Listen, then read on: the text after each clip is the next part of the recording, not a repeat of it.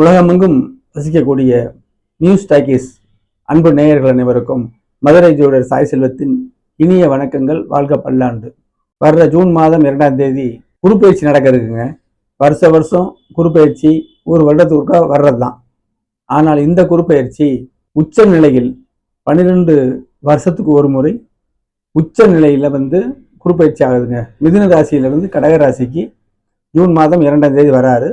அடுத்த வருஷம் அதாவது 2027 ஜூன் மாதம் வரைக்கும் அங்கே இருப்பாருங்க. இந்த உச்ச குருப்பெயர்ச்சி கோல்சாரத்தில் அதி முக்கியத்துவமானதுங்க. அப்போ இந்த கோல்சாரம் நான் இப்போ ஏற்கனவே என்ன சொல்கிறேன், அவசியம் பார்க்கணும் அப்படிங்கிறேன். பிறப்பு ஜாதகத்தில் அவங்களுக்கு என்னென்ன நடக்குங்கிறத நம்ம தெரிஞ்சிடலாம். கோல்சாரங்கள் இதுக்கு துணை புரியும். ஒளியாக புரிஞ்சுக்கிறோம் நம்ம ஜோதிடத்தை. ராஜயோக ஜாதகங்களில் ஏற்கனவே நிறைய ஒளி இருக்குது. அதனால கோல்சாரம் அவங்களுக்கு அதை பாதிக்கத்தான் செய்யும், நல்லதோ கெட்டதோ. ஆனால் அந்த சதவிகிதம், ஒளியின் சதவிகிதத்தில் ஒளியோடு மேற்கொண்டு ஒளி சேர்ந்தாலும் நமக்கு தெரியாது. ஒளியில் சிறு இருள் வந்தாலும் பெரிய பாதிப்பு இருக்காது. அந்த அமைப்பில் பலவீனமான ஜாதகங்கள், அதாவது பலவீனம்னா என்னென்னா, நம்ம அதிர்ஷ்டம் குறைந்த ஜாதகம் எடுத்துக்கிறணும். அதிர்ஷ்டம் இல்லாத அன்றாடம் உழைத்து பிழைக்கக்கூடிய சிறு குறு வியாபாரம் செய்யக்கூடியவங்க, ஒரு சின்ன நிலத்தை வச்சு அதில் விவசாயம் பண்ணி செய்யக்கூடியவங்க, சிறு கடை வைத்திருப்பவர்கள், இப்படி அடிப்படை ஆதாரம் எதுவுமே இல்லாமல் அன்றாடம் பிழைக்கக்கூடிய அமைப்புல உள்ளவங்களுக்கு இந்த கோல்சாரம் கண்டிப்பா பலன் கொடுக்கும். இப்ப ஜென்மகுரு சிறைவாசம்னு ஒரு பழமொழி சொல்லி வச்சிருக்காங்க. அதுல எல்லாம் தவறான வார்த்தை. குரு சுபக்கிரகங்கள்ல முதன்மையானவருங்க. உச்ச நிலையாம வராரு. அப்ப அந்த ராசி பலப்படம் எடுக்கணும். அதே மாதிரி அவருடைய பார்வைகள் விடுது பாருங்க, அந்த இடத்துலையும் பலன்கள் கண்டிப்பா வரும். அதே மாதிரி முழு பாவக்கிரகமான சனியோட நிலையவும் இதை எடுத்து சொல்லணும். அப்பதான் சரியாக இருக்கும்.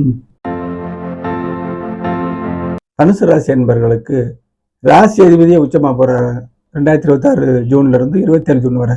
ஏற்கனவே எல்லாரும் கிடையாதுங்க, திரும்ப சொல்கிறேன். பலவீனமானவங்க கூட சற்று தெம்பு ஒரு வருஷம் உங்களுக்கு கிடைக்கும். சகல விதத்திலும் நீங்கள் பூஸ்ட் பண்ணப்படுவீர்கள்.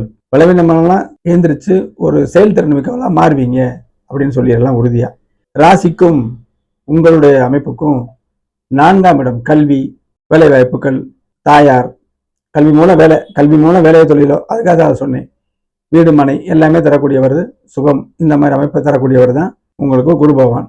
இப்படி அமைப்புல 8ல் வர்றாருங்க. வெளிநாட்டு வாசம், வெளிநாட்டில் போய் சம்பாதிக்கிற எண்ணங்கள் உங்களுக்கு உருவாக்கும் நிச்சயம்.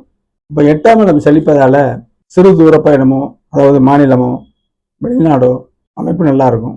போகக்கூடிய வாய்ப்புகள் கிடைக்கும். அங்கே இருந்து அவஸ்தைப்படுறீங்களா, நல்ல நிலைமை வரும். இப்படித்தான் சொல்லணும். ஆரோக்கியம் கூடும். 8ஆம் இடம் இல்லையா, ஆரோக்கியம் கூடும். திடீர் அதிர்ஷ்டம் உண்டாகும். இதுதான் 8ஆம் இடம் சுபத்துவமான திடீர் அதிர்ஷ்டம், ஆரோக்கியம் கூடுதல், ஆரோக்கிய கேடல் இல்லை, ஆரோக்கிய கூடுதல், அதிர்ஷ்ட வாய்ப்புகள் எல்லாமே 8ஆம் இடமுங்க. இப்போ 8ல் இருக்கும்போது நிச்சயமா இந்த பலவீனமான அமைப்புகள்ல 8-12 உங்க ஜாதகத்துல 8-12 வெளிச்சம் சும்மா நல்லா இருக்கணும். வெளியூர் போறது எண்ணம் இல்லாதவன கிராமத்துல தாங்க இருக்கேன்னு சொல்றவங்க நீங்க இதை ஏன் இப்படி சொல்றீங்கன்னு கேட்டீங்கன்னா, உங்களுக்கு இல்லை இந்த பலன். நம்ம அடிப்படை ஜாதகத்துல என்ன பலன் இயங்குதோ அந்த அமைப்பு இருக்கிறவங்களுக்கு வெளிநாட்டு பயணம் இது பூஸ்ட் பண்ணும். கோல்சாரம் சாதத்துக்கு நெய் விடுற மாதிரி தான்.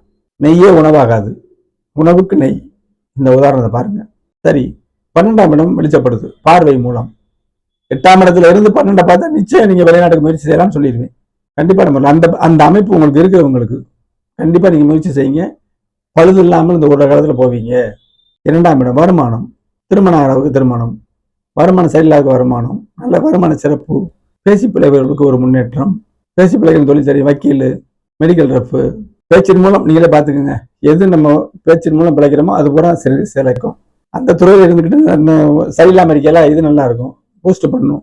அடுத்து பார்த்தீங்கன்னா 4ஆம் இடம் தன் சுகம் பெருகும். ஆரோக்கிய கேடு நம்ம சொல்கிறோமா, தன் சுகம் பெருகும், நல்ல தூக்கம் வரும், தாய் நலம் கூடும், தாய் உதவி கிடைக்கும், ஒரு நிலங்கள் வாங்கி போடுவீங்க, வீடு கட்டக்கூடிய அமைப்பு, அட்லீஸ்ட் வீட்டுக்கு தேவையான வீடை வாங்கக்கூடிய அமைப்புக்கு உண்டான பணத்தை சேகரிப்பீங்க, கல்வியில சிறந்து விளைவீங்க, உயர்கல்வி படிக்கக்கூடிய அமைப்பு வரும், வாகனம் கண்டிப்பா, வாகன சுகம் கண்டிப்பா கிடைக்கும், இருக்கிற வாகனத்தை மாற்றுவீங்க, வாகன தொழில் புரியவர்களுக்கு சிறப்பான காலமா இருக்கும். இப்படிலாம் சொல்லிட்டே போலாங்க. குலதெய்வத்தை வழிபடுங்க, இஷ்ட தெய்வத்தை வழிபடுங்க. இப்ப ராசிநாதனே பலம் பெறதுனால ஒரு வருஷ காலம் உங்களுக்கு ஒரு நல்ல மாற்றங்கள் ஏற்படும் அப்படிங்கிறது உறுதியான விஷயம். நீங்க அந்த சேனல்ல கமெண்ட் பண்ணுங்க, இது எப்படி இருந்துச்சு பலன்கள் அப்படிங்கறது கமெண்ட் பண்ணுங்க. நீங்க உற்சாகப்படுத்தினா தான் அடுத்தடுத்து நான் நல்ல பதிவுகள் போடுவேன். நன்றி, வணக்கம்.